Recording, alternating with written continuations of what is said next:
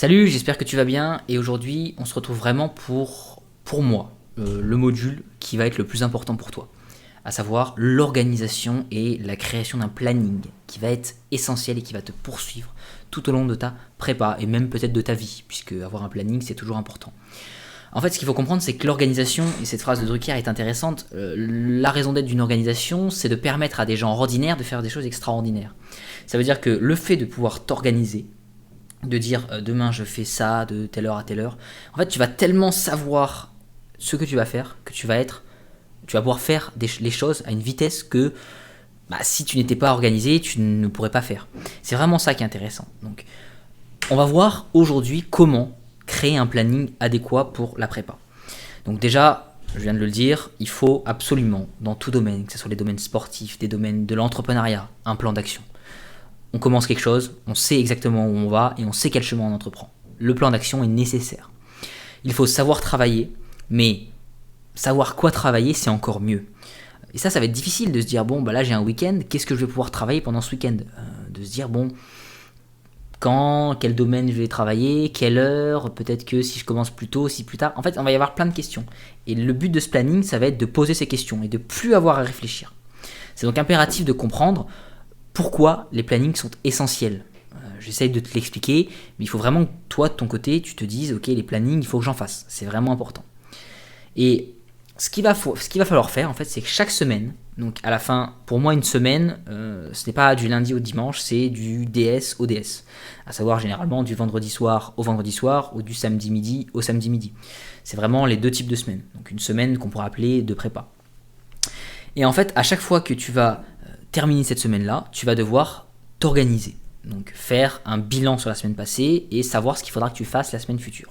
Ça, c'est une étape cruciale. Moi, c'était mon moment préféré de la semaine parce que je pouvais voir ce que j'avais bien fait la semaine d'avant et ce qu'il fallait que je fasse la semaine d'après. Le but, c'est que le soir de ce jour-là, tu n'aies plus de questions à te poser pour toute la semaine, pendant 7 jours. Te dire, est-ce que je fais ça ce soir, je fais ça, machin. Tu auras tes plannings de fait, tes créneaux, terminés.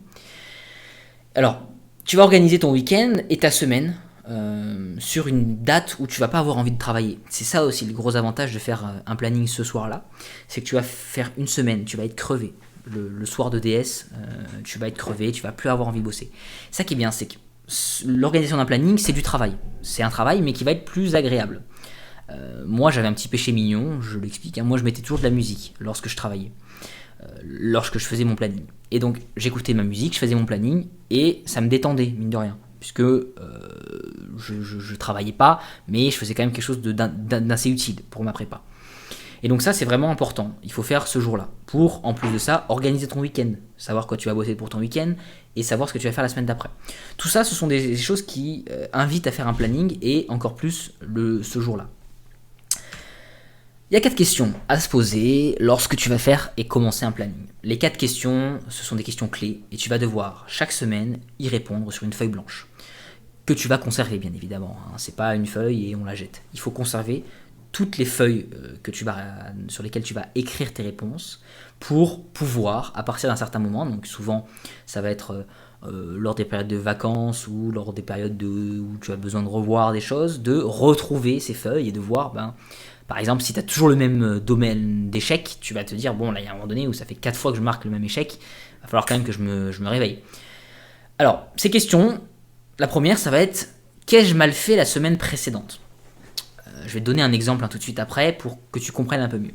Qu'ai-je mal fait la semaine précédente ? La deuxième question, ça va être, de quelles actions suis-je le plus fier cette semaine ? Donc ces deux choses-là, ça va te permettre de faire un bilan sur la semaine précédente, ce que j'ai bien fait, ce que j'ai pas bien fait. Le 3, ça va être quel est mon objectif ou mes objectifs ultimes pour la semaine qui arrive.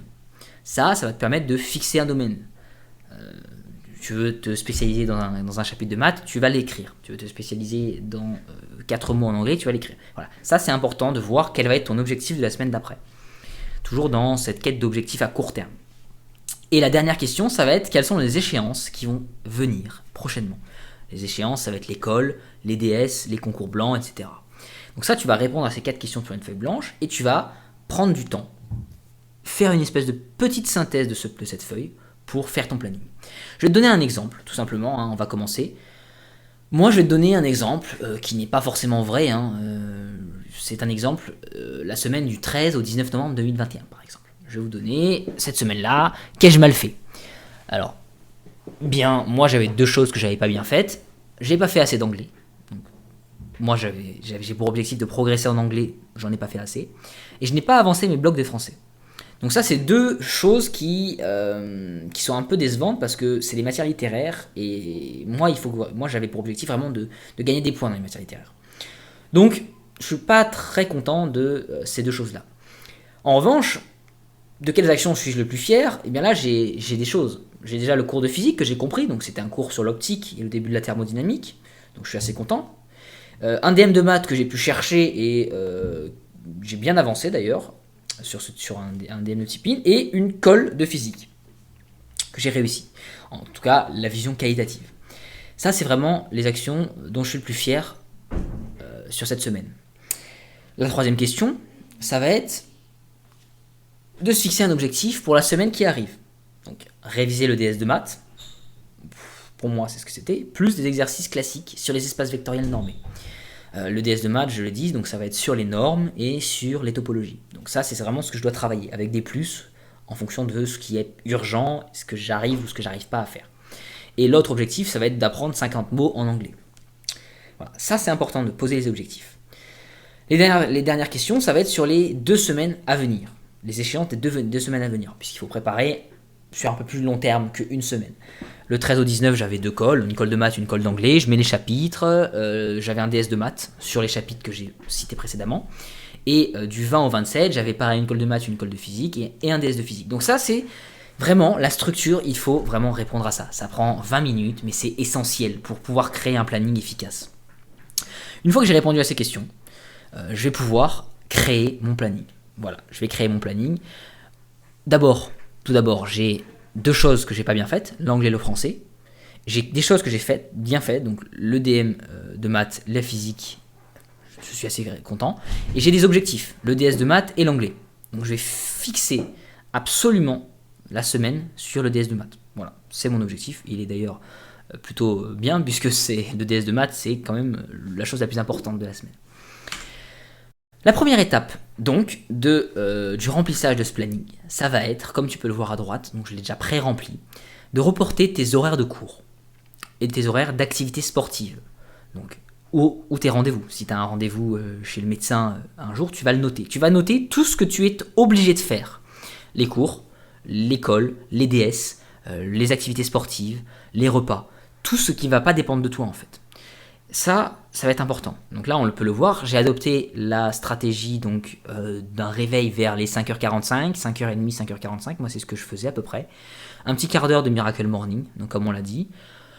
Un autre petit quart d'heure de vie, donc pour prendre la douche, si vous faites du sport, pour manger, pour bref, faire toutes vos histoires. Donc ça, c'est vraiment la première demi-heure de la journée, qui permet de commencer la journée d'un bon pied. 6h15, voilà, c'est terminé.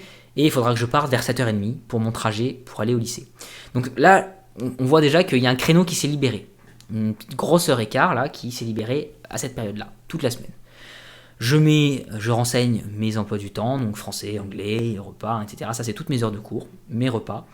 Je renseigne mes créneaux de sport, mes gros créneaux de sport. Donc là, je l'ai noté tout en bas, on peut voir que à chaque fois, avant de manger le soir, je faisais 20 minutes de sport, donc de renforcement. Moi, ce que je aimais bien faire, c'était en 10 minutes, je devais faire le maximum de pompes possible. Ça, c'est intéressant pour se fixer des objectifs. Et j'avais un créneau de boxe où je faisais 2 heures à peu près de boxe le mercredi. Souvent, c'est ce que je faisais. Ça, c'est intéressant, c'est noté. J'ai tout noté. Les heures de coucher, donc je m'arrête bien à 22 heures pour aller me coucher, et les heures de repas. Ça, c'est fait. On voit que maintenant, il y a le samedi, le dimanche et des heures de trou qui se distinguent. Ça, maintenant, c'est ce qui va dépendre de toi. Tu vas devoir maintenant les remplir, ces objectifs. On va passer au remplissage. Un remplissage qui doit être fait à l'aide de la feuille des 4 questions à laquelle tu as répondu précédemment. Le remplissage donc, et là on voit tout de suite un volume conséquent. Et ce planning, il est vraiment intéressant parce que justement, là, je vais remplir maintenant toutes les matières et les créneaux que je veux utiliser. Donc, déjà, ce qu'il faut que tu saches, c'est que, en gros, Donc la méthode Pomodoro ou les autres méthodes, ils conseillent soit 25, soit 55 minutes. C'est l'idéal. Avec 5 minutes de pause pour arriver soit à la demi-heure, soit à l'heure. Donc ça, c'est vraiment les deux créneaux qui sont à conseiller. Moi, j'aime bien 55 minutes. 25 minutes, je trouve que c'est un peu court pour faire des choses, à moins de faire plusieurs créneaux de 25 minutes sur la même manière. Mais moi, 1 heure, c'était bien. 55 minutes, 5 minutes de pause, ça m'allait très bien. Et tu vas utiliser la réponse maintenant à tes 4 questions pour pouvoir créer ce planning. Moi, j'avais donc du français et des maths que j'étais pas vraiment content. Donc, je vais bombarder. On le voit, hein, lundi, j'ai un créneau de 21 à 22 heures sur les blocs de français. J'ai le lundi encore un créneau de 17 à 18 sur les tournures en anglais et puis du vocabulaire. J'ai également à chaque fois l'anglais encore le mercredi, de l'anglais et du français le jeudi. Ça, c'est des choses que sur une semaine normale, j'ai pas à faire ça normalement. Hein. Je fais pas 3 heures de bloc d'anglais, bloc de français dans la semaine. Ça, c'est pas des choses que je fais. Mais comme la semaine dernière, je n'avais pas fait beaucoup de français, il fallait que je rattrape le retard. Pour la suite des opérations, j'avais dit que j'étais assez heureux de physique, je vais donc un peu plus moins travailler la physique. Tout de même en la travaillant, mais moi mon objectif ultime, il faut que je me le répète, c'est la colle de maths et le DS de maths. La colle de maths, elle arrive le jeudi, donc je vais bosser bien le lundi, mardi, mercredi et le week-end sur la colle de maths, pour après me concentrer plus en creux, en profondeur sur le DS de maths de vendredi. Alors, pour ça, je vais me consacrer tous les créneaux du matin sur les maths. Voilà, mon objectif de la semaine, c'est les maths, je l'ai dit. Je vais me faire que du maths le matin. Pourquoi le matin ? Parce que le matin, c'est le moment de plus forte productivité. C'est-à-dire que quand tu vas te lever, tu vas faire ton miracle morning, ta vie, tu vas manger, etc. Et après, tu vas pouvoir t'attaquer à une grosse heure et quart, presque même 1 heure et demie de maths. Soit des cours, soit des exos. Voilà, ça dépend, j'ai noté, tu peux regarder, ça n'a pas vraiment d'intérêt, mais c'est vraiment l'idée qui compte. Mais voilà, j'essaie de changer les exos, les cours, les exos classiques, les propriétés, tout ça. Vraiment, essayez d'être clair, comme je l'ai fait. On voit le lundi, il faut que je révise le cours sur la topo plus les normes. Le mercredi, c'est les exos classiques, les espaces vectoriels normés. Voilà, je suis clair, au moins, je sais exactement ce qu'il faut faire. Ça peut être sujet à modification. C'est pas de la vérité gravée sur le marbre. Tu peux le modifier, mais il faut déjà essayer d'être le plus précis possible. J'ai mis mes créneaux de maths. Moi, ce que j'aime bien faire, et comme je l'ai expliqué, c'est toujours réviser le cours de maths en rentrant, le cours de maths de la journée, puis refaire le cours de physique aussi de la journée et les exercices. Ça, c'est ce que je t'ai expliqué dans les modules maths et physique, sur l'organisation d'une journée type.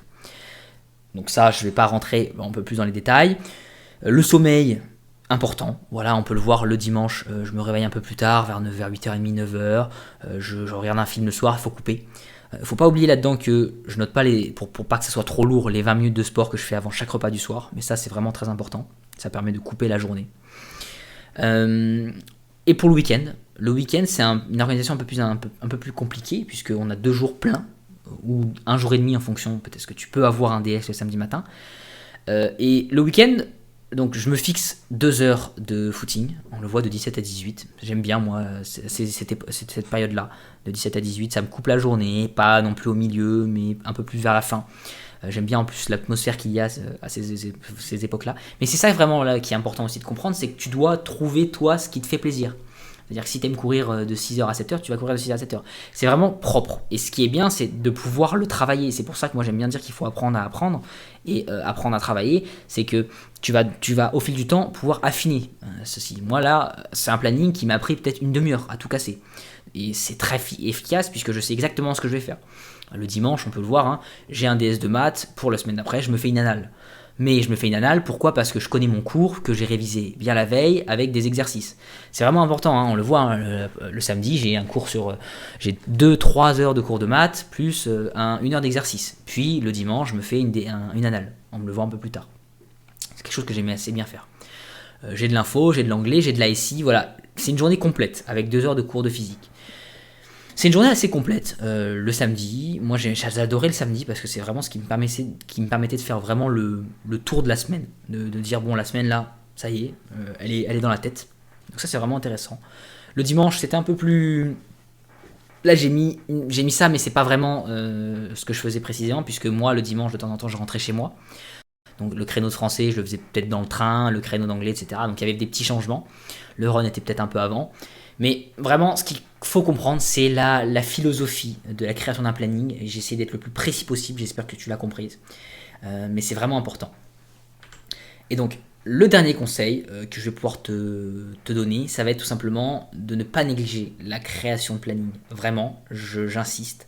Tu dois, toutes les semaines, le soir de ton DS, te faire les 4 questions, te faire le planning. Ça va te prendre peut-être la première fois 1 heure et quart, mais la deuxième fois ça te prendra peut-être que 50 minutes, la troisième fois 30. Hein, et puis tu vas pouvoir après arriver à avoir ton rythme de croisière et tu vas apprendre à te connaître toi. Savoir si tu es plutôt du matin, du soir pour trouver tes zones d'efficacité. Et ça c'est vraiment important. C'est le but de la prépa, c'est d'une part de bien travailler, mais c'est aussi de bien se connaître. C'est vraiment pour ça que tout au long des modules, je ne sais pas si tu as fait attention, mais je parle vraiment d'un mode de vie prépa. Il faut que tu l'adoptes, ce mode de vie. Et c'est très important. Donc j'espère que cette vidéo t'aura plu. Ce planning, tu peux en prendre de la graine, hein, si je puis dire. Tu peux essayer de voir comment j'ai fait et t'en inspirer.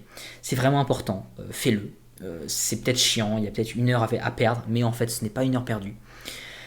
Voilà, j'espère que tu l'as compris. Je te dis à très très vite pour le prochain module et je te souhaite une très bonne journée.